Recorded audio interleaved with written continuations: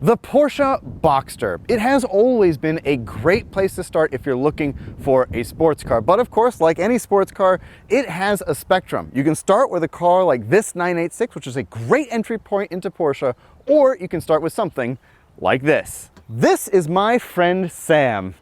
And this is my 981 Boxster Spyder. A car that you love. A car that I love so much, this is my second 981 Boxster Spyder.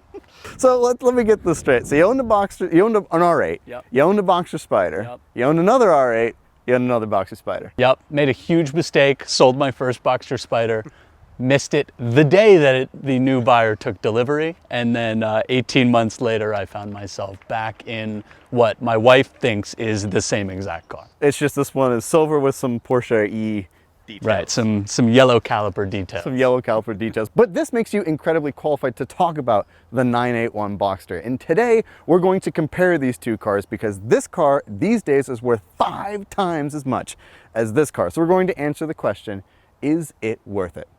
I hope so. Let's get into it. Let's do it. Before I get going, big news, really big news. This Boxster S is currently for sale, being auctioned live on Cars and Bids with no reserve. And I am the one handling all the representation of this car. It belongs to my friend Brian, who's entrusted me to help it find a new home, and it is a lovely example. Finished in gorgeous lapis blue with a 6-speed manual transmission, this is the Boxster S that you want to have. And it comes with a ton of service documentation and a complete spreadsheet documenting every little thing. From simple, normal items to a complete engine replacement, refresh with upgrades from LN Engineering, this car is exactly the 986 you want to buy and the person you want to buy it from. So after you finish watching this video, click the link in the description below where you can head to the live auction of this Boxster S where you can bid on it and give it a new home through Cars and Bids. We'll start by talking about the glorious 981 Boxster Spyder. So Sam, give us some preliminary details about this car. Why is it special? Yeah, so the 981 Spyder was sort of a parts bin car. They took the mid-engine Boxster platform and then they pulled the smaller flat six out of it and put the 3.8 from the Carrera S of the time in it, NA 3.8 before they went to turbo, and manual only, which is the greatest part, the 6-speed, not the 7. And it's got the GTS suspension versus the GT4 has the harder, GT3 toe links and all kinds of things like that that make it a little rougher. But I think the Spyder is the sweet spot for a road car because it's got the softer suspension, but it's got the power. It's like 375 horsepower, which doesn't sound like a ton, but it feels pretty quick. It's pretty good in a car. This car weighs about 3,200 pounds, I think, something. Yeah, like somewhere right around there. And that's a pretty strong power to weight ratio. Good torque too, like, I mean, just due to displacement. But yeah, because I'm glad you clarified that because a lot of people just think it's a convertible GT4, which it is and it isn't. Right. Because it's just a little bit more soft. Like they knew what they were doing. They were setting this car up for road use specifically.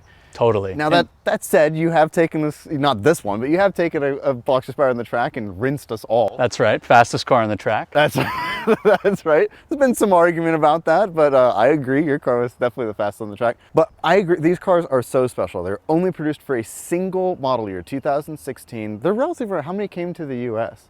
About 800 something, 830, 850, something like that. And I think total production was like 2,200, 3,000 global. Totally. Something like that. They're rare cars. As a result, they've become, I mean, we've talked about them a lot because it's the convertible nucleus, right? Right. But I mean, values are like, they're, usually the average over the last year has been about 95 grand, but they've really ticked up recently. One traded hands recently for 130 grand. That's the most expensive one in Transact over the last year. It was red, and that, there are a lot of Porsche people are very specific because a lot of them are silver and black interiors, no offense, but like that's a very common color combination. So to have like things that differentiate it, make it really special. Absolutely. And when I found this one, not to be a full Porsche nerd, but the spec and the options on this car especially is what drew me in, because originally I wanted a blue car that was for sale on Cars and Bids, but this one with the ceramic brakes and the Burmester sound system, I was sold. So Okay. It was the Porsche things that made it the car for me. So going from a V10 R8 Spyder, which is the last car you had, to this, what made you come back to this? Why go back to the 981 Boxster Spyder? Yeah, you know, I always wanted the V10 experience, and I loved my first R8, which was a V8, and everyone who has a V8 R8 wants a V10 R8, despite what they say. And so I had to check that box, and I found a perfect spec of that car that I was happy that I purchased, but very quickly realized that as cool as a dual clutch V10 convertible is, I was so bored with that car. And it was a point and shoot, incredibly fast car. I found myself hammering the throttle on the highway every time and doing speeds that I, will not disclose. But that's right, exactly. But that's where the fun came from in that car, was just like hammering that V10 with the exhaust wailing and all that. Whereas I missed how much fun I could have with this car at any speed, and ringing this car out, from second to third, which takes you to 85 miles an hour or so. That's the most fun part of this car. And so the low speed fun and the engagement of a manual transmission, to me, I now know that a sports car has a manual, and I really don't have a place in my life for an automatic sports car. Yep, for, God willing, as long as you can drive a manual. That's right. You should have a manual. As long as I have 2 feet. Exactly. Yeah, I couldn't agree with you more. So what's something you don't like about this car? Is there anything you don't like about the 981 platform? No. Okay, perfect car then. The screen on the 718 is a little nicer. I'm okay with it. This car checks every box. Maybe it would be cooler with more power and more torque down low, but if that's my biggest complaint, No, I got nothing. I think it's such a great cross section, because to get something better than this, realistically, is probably the 991 Speedster. But that is such a massive leap in terms of price. Right. If that is 5 times cheaper than this, a Speedster is 5 times more expensive than this. Exactly. Well, and speaking of that car, let's switch over to the 986 and talk about the first Boxster. Let's. The 986 Boxster, the modern mid-engine Porsche. It all kind of started here. Now, you made a great point, we were talking about this earlier, that Porsche's first attempt at this was the 914 in the 70s. But that car was then replaced by the 944 and then the 968 after that. Porsche didn't do a mid-engine sports car of any kind. The 959 was rear engine, all 911s. But when they wanted to build a car that was going to be more mass market, it is interesting they chose a mid-engine platform to do it with. Yeah. Especially at that time, the late 90s. This car came from an era of new for them. Right.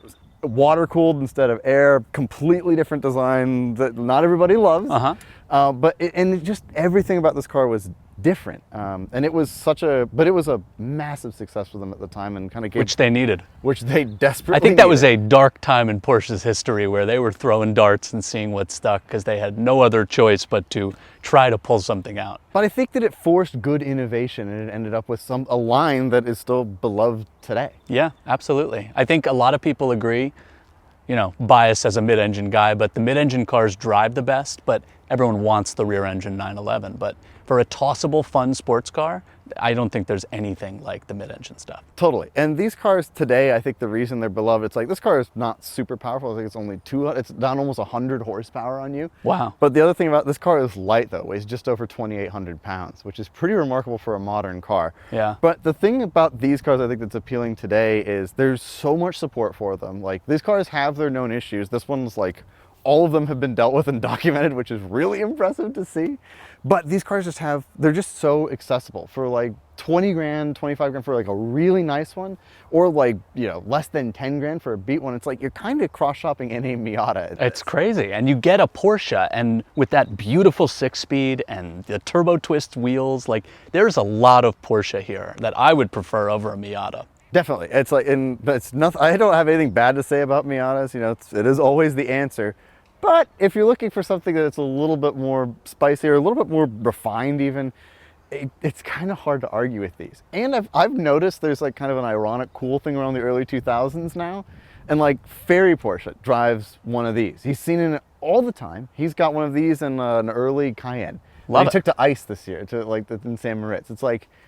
It's interesting that there's an appreciation for these cars, because for so long there wasn't, because of the headlights and that styling, and they were just so common.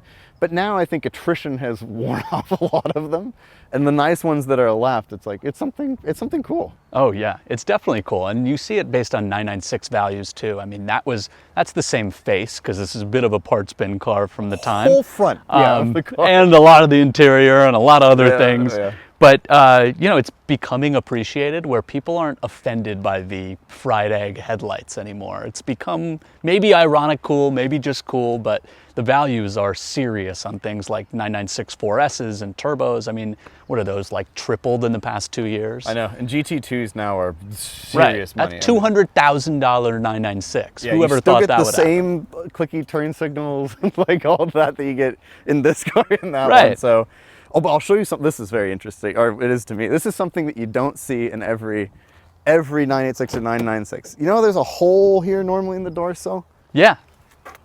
Factory umbrella. Wow, That's what no it's for. way. I never knew that until I saw this car, but it says Porsche on it. And Wow, everything. you're kidding. Isn't that remarkable? Never knew what that was for. Never understood. I've always wondered because there's like no room to put anything in there, but Wow. that. There you go. That's your Porsche level nerdery for the That's day. right.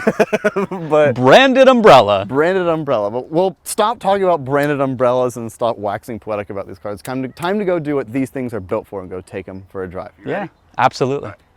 Let's do it. Driving the 986 Boxster. Now you've spent some time in 986s before. I have not. Really? Is that so? Yeah, so Edison had a 986 Boxster at Car Week last year. And, you know, he kept offering me to drive it.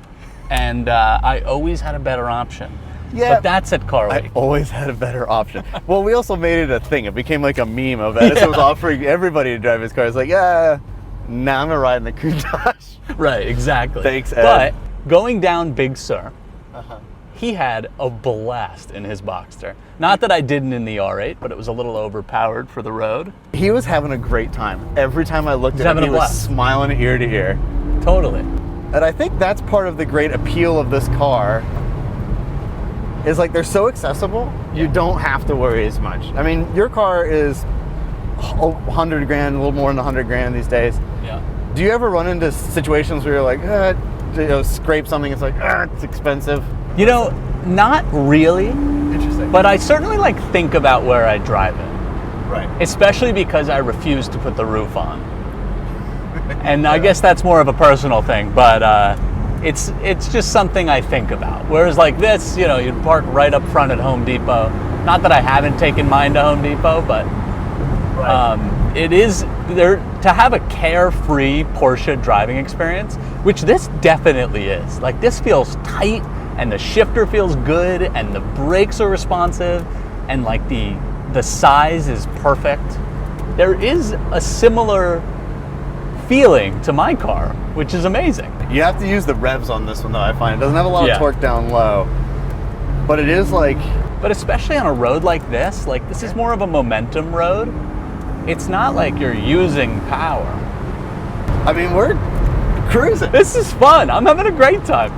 The car I have driven is a 987 Boxster. And our friend Eric up in Carmel has a Boxster Spyder with buckets and ceramics and every desirable option. And then he also has like a near perfect yellow 987 Boxster S. And he loves that car, maybe not as much because it's a little less precious, but he loves his 987 Boxster. And he let us take it on a ride. I think it was Nick who was with me. It was. A long 17-mile drive with those very tight turns, and it was fabulous. Yes, I was in an E9. Oh yeah, you weren't struggling I either. wasn't having a bad time. But no, there is something to it. Like it's the Boxster platform, for all the guff it gets about, you know, cutting hair fast. Right. It's balanced. It's like, it's so nicely balanced. It really is. Like no body roll, and I don't know, you know, what the suspension is like on this car, if it's been upgraded. Stock and taken care of. Really? This is as stock as you can get. So on if you these left the cars. dealership in 2003 or whatever this was, this is what you got. In essence, yes. Isn't it shocking? And this car is 23 years old. Wow. It's like it's impressive. The induction noise is pretty good too. There it is. Yeah. You just got to get there, but it is like a rev out car. Oh, absolutely. This So car is mine. I mean, even with more power, the most fun thing to do in that car is rev it out. Well, and that's kind of the purpose, right? Like these are sports cars that are designed to be used. So much that your car, like the big criticism is its gearing. Everybody says, oh, it's geared way too high, and it is. But it makes it great for, we have to use highways to get everywhere in San Diego. So it makes like a lot of sense. Tell me if you resonate with this. It's like instantly familiar. Yes. You've never driven one of these before. Fits like a glove. You know where everything is. Like it's just. And the shifter feel is just amazing. Like a Porsche shifter, it's hard to explain to people the difference between something like a BMW shifter. But you had told me when I bought my E46 M3, like it's got a rubbery shifter. And I don't think I understood that until I spent a lot of time driving Porsches. And it's like how perfect the feel and the throw and the notches. Definitely. I think it's hard to beat. Like Honda and Porsche seem to have the best shifter feel that you can buy. I couldn't agree with you more. They have nailed it for decades. Right. They figured it out. But what do you think so far about like ride quality compared to your car? Like, talk me through a little bit more of the controls, the steering feel, things like that. Yeah, I mean the steering feel, like it's well weighted, like not too light, not too heavy, which is exactly how I feel on my car. My clutch is a little heavier, but I think that's probably by design. Par for the course. Yeah. And this does feel like a little squishier suspension-wise, but again, like that's what it is. I'm sure a 981 Boxster S would feel a little more like this. It just feels like everything was done intentionally.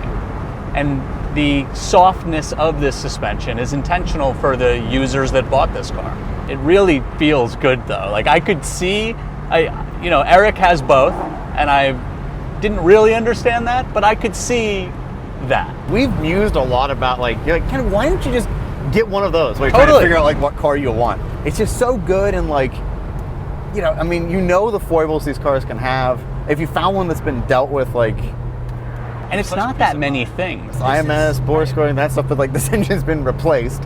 It was resealed. It has the L1 like stuff, like all those upgrades. Like it's like done.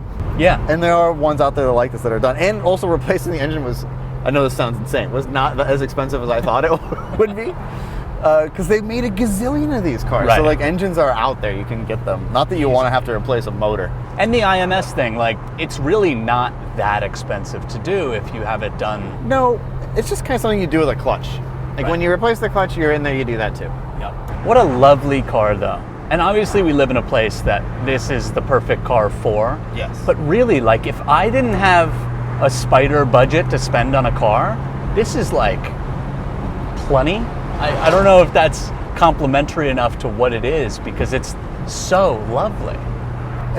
That's what struck me as well. It's comfortable enough, you could drive this every day if you wanted to still. 100%. But if you also wanted to go and rip the back roads, which is what my friend, the owner of this car, does with it. He takes it out to Sunrise and he takes it to Palomar Mountain. Oh man. He has a show me a route that he goes. It's like perfect for this car. It is still the all-round great sports car that it always was. Yep. And it's still a great like entry point into the Porsche thing.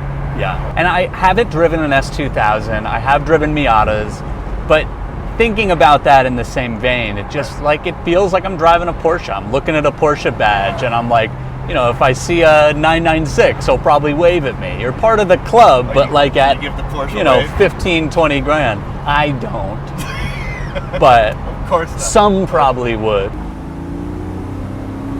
What do you have to get? Like 5,000, you're really starting to hear it. It's quick too. It's impressive. Wow, it really does handle well. Yeah, it's pretty drama-free for the most. I mean, it's like the only thing I have about the handling. It's not really the handling. It's the size of the steering wheel. Too big. Massive. It's like, looking at it, it's huge. It's like 2 inches too large. That is amazing. But because I feel that because it keeps hitting my knees. Exactly. But the rest of the car, it's like, because the car can keep up like no problem. But you gotta like factor in the size of You got a bus wheel here. Yeah. Man, it really does feel great though. This is an impressive package for the price. That's what it is. Like, is it the best sports car on the road? Like, no. But for 20, I can't believe you can have this much fun for 20.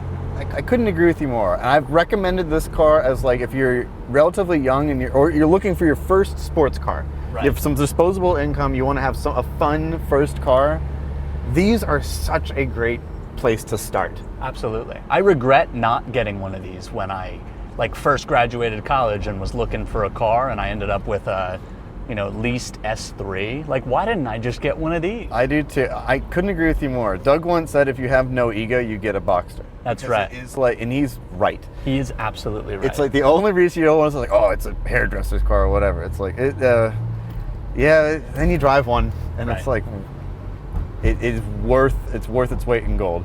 But now we're gonna go find a place to park. It's unbelievably crowded. It's crazy. I don't know where. Like, who are these people? Are they giving away real estate licenses? That's right. What's going on? I thought this was a fake town. Yeah, exactly. It seems like that. Well, maybe once a year it's not fake. But we'll park this car. We'll hop in your Boxster Spyder and we'll go for a rip. Yes, we will. Oh, back in the Boxster Spyder. I forgot how obnoxiously loud this vehicle is. I can't believe people put exhausts on these. Yeah, that is... You're also not in sport. Like, the exhaust was close. tame. Yeah. I forgot how loud this car is.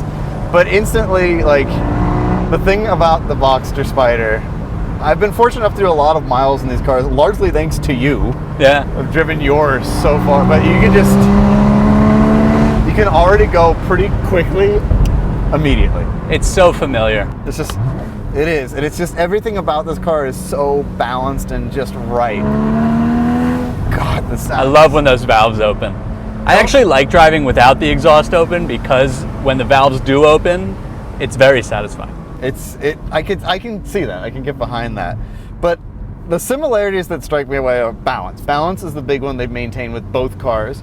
Granted, like I said, you get a huge power jump up to 375 from 258 horsepower. Yeah. So it's a pretty massive leap. Without that much extra weight. No, only 200 pounds, which It's is amazing like pretty that, shocking. especially when you see them next to each other and how big this looks next to that. It's Right. actually remarkable that they were able to keep the weight down the way they were. It is, and that is something to keep in mind. This car is 2 generations removed from that one. Right. That's a lot of time passed between those two cars. But the balance is one thing, shifter feel is another. Both this is much shorter. Yep. You don't have to move your hand nearly as much. And admittedly, I think the shape of the shifter is much more ergonomic and reasonable. I don't know what they were thinking with I don't know what that long neck goose thing is, but it works. It was such a 2000s feeling thing though. It feels like so right. But this just like, it's just perfect. The driving position in this car is superior too. Like you instantly, like everything, like the steering wheel just falls more to hand. Yeah. It is a smaller, I don't know if the diameter is this, I believe it's a much smaller diameter. Definitely Wow, smaller. these PCCBs bite. Yeah, they So that's the biggest adjustment for me between the two cars. That had some soft brakes. These, like you barely touch it with your big toe and it's braking. Yeah. You're slowing down. But Yeah, this is a car that deeply doesn't need PCCBs, but you got them. nice to have. This engine is great too. One of the Totally. reasons why I love this compared to its successor, the 718 Boxster Spyder that got the 4-liter, is this is just known for the reliability. This engine is so stout and it was in everything. Yeah. And it's just good, solid power. Sounds awesome, a little loud, but sounds really good.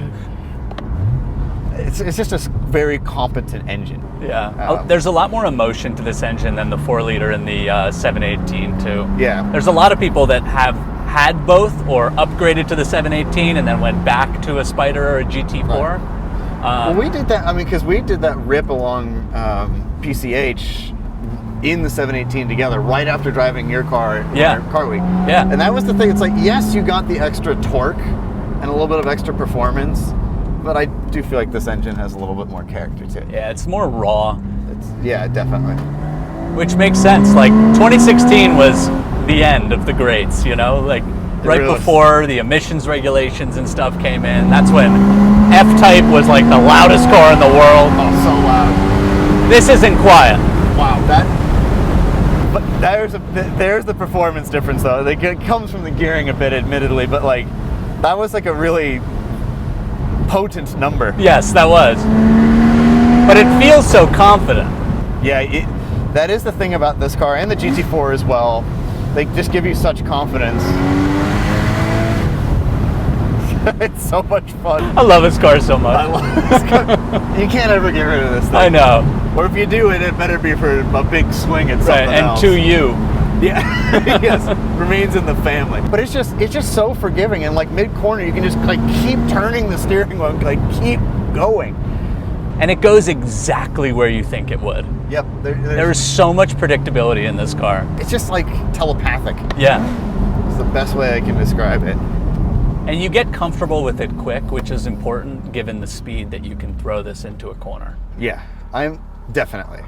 But it's just, yeah, the threshold of this car is so high. Like the GT4 is even higher, I guess. But like, I don't know, for how you and I drive, like, this is plenty. And for where we live. And for where we live, I mean, come on. You know? I know. The roof does not go on this car. The ride quality is definitely stiffer. Definitely. It's definitely more focused, which makes sense. There was no Boxster Spyder of the 986. There was no like hardcore version of that car. There were some limited editions, but like there was no track-focused variant of it because Porsche didn't think there was a market. Don't forget the 996 the first generation gave us the GT3.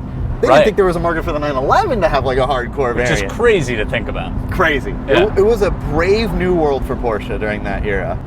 By this point, they've become much more established, a lot more financially willing and able to take risks on cars and fulfill smaller demographics with awesome driving cars like this one.